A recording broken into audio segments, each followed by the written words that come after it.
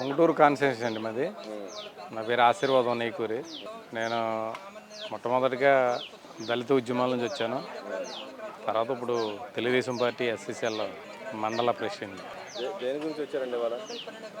ఇవాళ కొద్దిగా సమస్య ఉందండి. ల్యాండ్ డిస్ట్రిబ్యూషన్ ఒకటి ఉంది.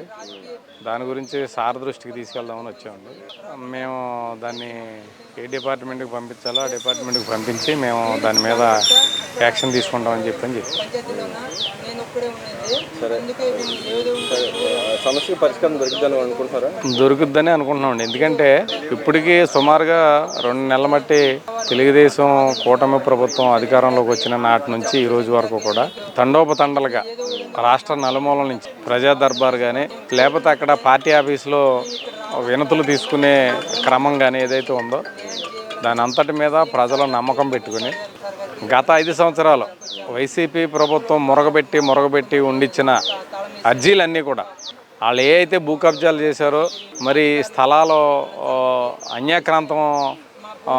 అన్యాక్రాంతంగా లాక్కున్నారో, దౌర్జన్యంగా లాక్కున్నారో, దోపిడీ చేసి లాక్కున్నారో, పొలాలు కానీ స్థలాలు కానీ ఇళ్ళు కానీ అపార్ట్మెంట్లు కానీ వీటన్నిటినీ ఈ 5 సంవత్సరాల మట్టి ఏదైతే వాళ్ళ దౌర్జన్యంగా లాక్కున్న భూములన్నీ కూడా ఈరోజు కుప్పల తెప్పలుగా ఎన్డీఏ ప్రభుత్వ పెద్దల దగ్గరికి, ఈ రాష్ట్ర పెద్దల దగ్గరికి, నారా లోకేష్ బాబు గారి దగ్గరికి కానీ, చంద్రబాబు నాయుడు గారి దగ్గరికి కానీ, అలాగే పవన్ కళ్యాణ్ గారి దగ్గరికి కానీ కుప్పల తెప్పలుగా వస్తున్నాయండి అప్లికేషన్ రిపోర్ట్లు.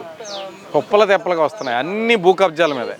అంటే ఈ 5 సంవత్సరాల మట్టి విచ్చలవిడితనంగా వాళ్ళు భూ కబ్జాలు చేశారు. గ్రామ స్థాయిలో ఉన్న నాయకుడి దగ్గర నుంచి కూడా రాష్ట్ర స్థాయి నాయకుడి వరకు కూడా భూ కబ్జాలు విపరీతంగా చేశారు.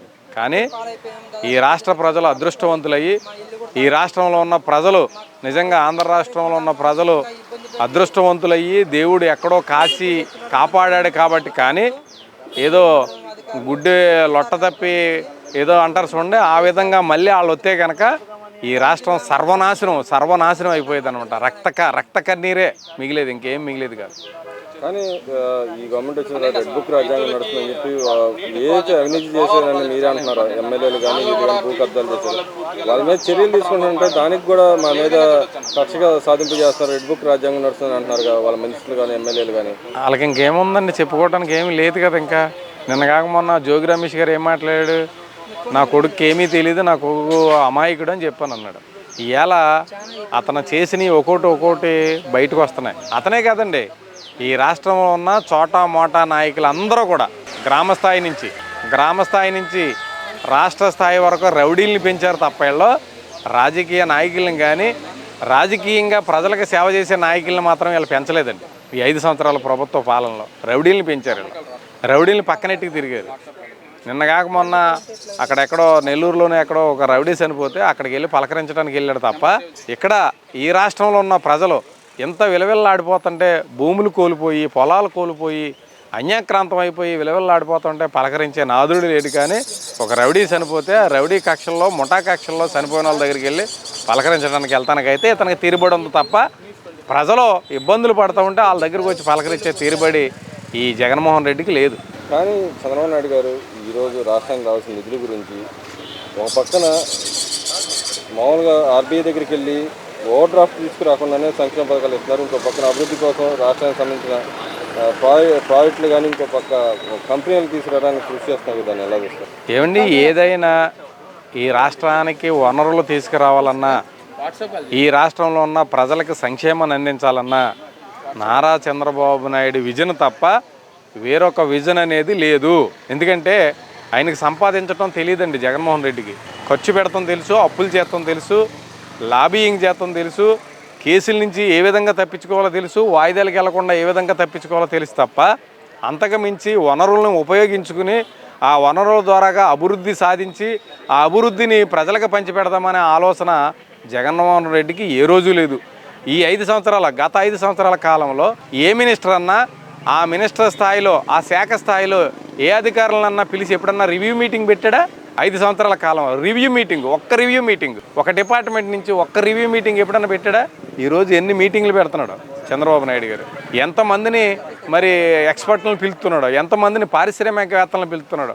ఓ పక్క నుంచి పారిశ్రామికవేత్తలను పిలుస్తున్నాడు, ఓ పక్క నుంచి రివ్యూ మీటింగ్లు పెడుతున్నాడు డిపార్ట్మెంట్ల తరపున, ఓ పక్క నుంచి మరి ప్రజల దగ్గర నుంచి వినతులు తీసుకుంటున్నాడు. అవి పరిష్కార మార్గం దశలో ఆయన ముందుకు వెళ్తున్నాడు. ఇన్ని చేసుకుంటూ పోతున్నాడు కదా ఈ 60 రోజులు బట్టి. 5 సంవత్సరాల బట్టి నువ్వు ఏ రోజైనా ఎక్కడైనా ఒక రివ్యూ మీటింగ్, ఒకవేళ హోమ్ డిపార్ట్మెంట్లో కానీ, రెవెన్యూ డిపార్ట్మెంట్లో కానీ, పంచాయతీరాజ్ డిపార్ట్మెంట్లో కానీ, ఎక్సైజ్ డిపార్ట్మెంట్లో కానీ, ఏ డిపార్ట్మెంట్లో అయినా ఒక రివ్యూ మీటింగ్ నువ్వు పెట్టగలిగావా? ఏ రోజైనా నీ మినిస్టర్లు పెట్టగలిగారా? ఎంతసేపు దోసుకుంటాం, దాసుకుంటాం, వాటిని ఏదో సిల్ల పెంకిలాగా అతను ఇష్టం వచ్చినట్టు అతను పంచి పెడతాం, అప్పులు చేసి పంచి పెడతాం, అమ్మేసి పంచి పెడతాం, గుళ్ళు అమ్మేస్తాం, గుళ్ళ మీద ఉన్న బంగారాలు అమ్మేస్తాం, గుళ్ళకున్న ఆస్తులు అమ్మేస్తాం, లేకపోతే రెవెన్యూ శాఖలో ఉన్న భూములు అమ్మేస్తాం, దేవాదాయ శాఖలో ఉన్న భూములు అమ్మేస్తాం, లేకపోతే కలెక్టరేట్లు అమ్మేస్తాం, తనఖాలు పెట్టేస్తాం. ఏం చేశాడండి ఆయన? అభివృద్ధి ఏం చేశాడు? ఏం సంపాదించాడు? ఏమీ లేదండి. అప్పులు చేసి చూపించాడు. 2,30,00,000 అప్పుని చంద్రబాబు నాయుడు గారు అప్పచెప్తే 2019లో ఈవేళ 12 లక్షల కోట్ల రూపాయలు అప్పు చేసి అప్పచెప్పిన ఘనత ఏదైనా ఉందంటే అది జగన్మోహన్ రెడ్డిదే. కానీ ఇప్పుడు చూస్తే రాష్ట్రంలో చూస్తే గత 2 వారాల నుంచి 3 వారాల నుంచి ప్రతి ఆఫీసులో కూడా ఎక్కడో ఒక దగ్గర ఫైళ్ళు దగ్ధం అవుతున్నాయి కదా, దాన్ని ఎలా చూస్తారు? అదే అతను చేసిన అక్రమాలు, అతను చేసిన అన్యాయాలు, సర్వే నెంబర్లు మార్చేసి రిజిస్ట్రేషన్ చేయించడం, దొంగ డాక్యుమెంట్స్ పుట్టించడం, ఇవన్నీ అంటే ఏ రోజైనా ఎప్పుడైనా ఒక ఆర్డీఓ ఆఫీసులో కానీ, ఒక రెవెన్యూ డిపార్ట్మెంట్లో కానీ, ఒక రిజిస్ట్రేషన్ ఆఫీసులో కానీ ఎప్పుడైనా ఫైళ్ళు దగ్ధమైన దాఖలాలు ఎక్కడైనా ఉన్నాయా? వీళ్ళు కావాలని చెప్పని చేయించిన పనులు తప్ప ఏమీ కాదండి. వీళ్ళు చేసిన మోసాలు బయటపడతాయనే ఉద్దేశంతో ఆ ఫైళ్ళన్నీ తగలించడం తప్ప వాళ్ళ మనుషులను పెట్టుకుని ఈ రోజు కూడా కొన్ని దిక్కులు వాళ్ళ మనుషులు ఇంకా వాళ్ళ ప్రయత్నాలు వాళ్ళు చేస్తూనే ఉన్నారు. ఆ ప్రయత్నాల్లో భాగంగానే ఈ ఆర్డీఓ ఆఫీసుల్లో ఫైల్ తగలడతాం అని, రిజిస్ట్రేషన్ ఆఫీసులో ఫైల్ తగలడతాం అని జరుగుతున్న క్రమమే అది. ఆయన చేయించే పని ఇదంతా, మొత్తం పైనుంచి కింద దాకా ఆయన చేయించే పని.